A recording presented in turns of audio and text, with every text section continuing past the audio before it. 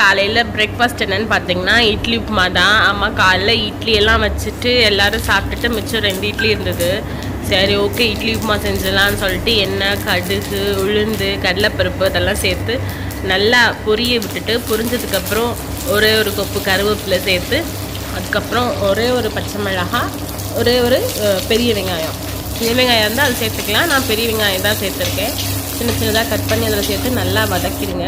வதக்கிட்டு நல்லா வதங்கினதுக்கப்புறம் இட்லியை வந்து சின்னதாக கட் பண்ணி அதையும் இதில் சேர்த்து ஒரு 1 மினிட் நல்லா கிண்டிட்டு நல்லா அதை ஃப்ரை பண்ணிவிட்டு ஆயிலில் ஒரு 2 மினிட்ஸ் இல்லை 3 மினிட்ஸ் மூடி போட்டு நல்லா அதெல்லாம் ஒன்று சேர அளவுக்கு மூடி போட்டு சிம்மில் வச்சு வேக வச்சுட்டு இதுக்கு உப்பு சேர்க்க தேவையில்லை. வேணும்னா சேர்த்துக்கலாம், ஆனால் நான் சேர்க்கலை.